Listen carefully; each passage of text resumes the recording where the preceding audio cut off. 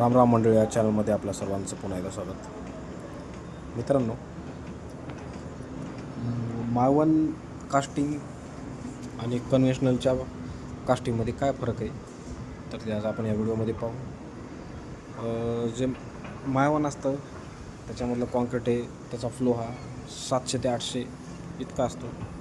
आणि जे कन्व्हेन्शनल असतं त्या कन्व्हेन्शनल शटरिंगमध्ये हा फ्लो हा 180 ते 200 किंवा जास्तीत जास्त 250 इतका ठेवला जातो.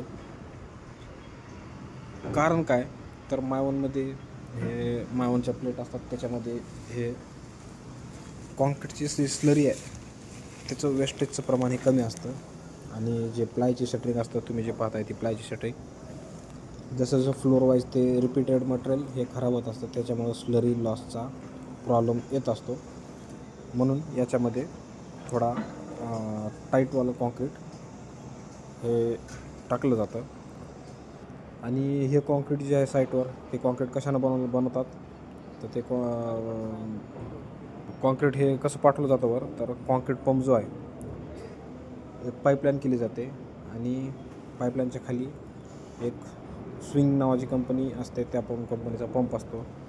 जे RMCच्या गाड्या असतात ते तुम्ही कुठेही पाहिले असतील रस्त्यांनी, त्या कॉन्क्रीट त्या गाड्यामधनं इथं साईटपर्यंत येतं आणि साईटवरून ह्या पंपाच्या सहाय्याने किंवा ह्या पाईपलाईनच्या सहाय्याने हे स्लॅबच्या वर पाठवलं जातं. जवळपास ॲज पर पंपच्या साईजनुसार ते 22 फ्लोअरपर्यंत किंवा 24 फ्लोअर किंवा 32 फ्लोअर.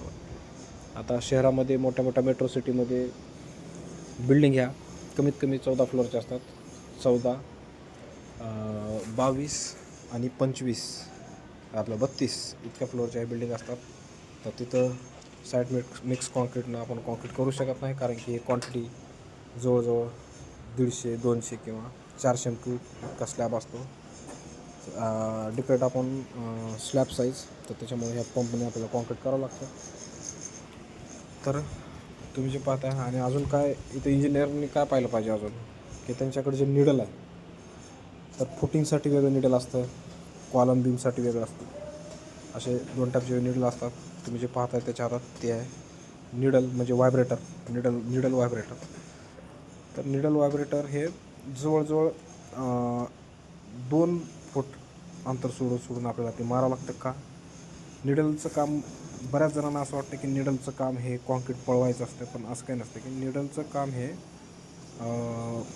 त्या कॉन्क्रीटला कॉम्पॅक्ट करणं, आणि जे हेवी स्टील असतं ज्याच्यामध्ये गॅप कमी असतो, तर तिथपर्यंत ते ॲग्रिगेट आणि ते सिमेंट स्लरी ही पोचली पाहिजे आणि हानी कॉम्बिंग आली नाही पाहिजे. हा निडल मारण्यामागचा उद्देश असतो. तसेच ते जे प्लाय आहे, प्लायवर तुम्ही एका टाईमला ॲट ए टाईम किती कॉन्क्रीट टाकू शकता. तर प्लायवर तुम्ही जे कॉन्क्रीट टाकता ते कॉन्क्रीट 1 टन एवढा वजनाचं ते प्लाय सहन करू शकते. 12 mmचा प्लाय असतो. तो प्लाय तुमचं म्हणजे 1 मीटर प्लाय हा जवळजवळ 1 टन एवढंच वजन घेत असतो.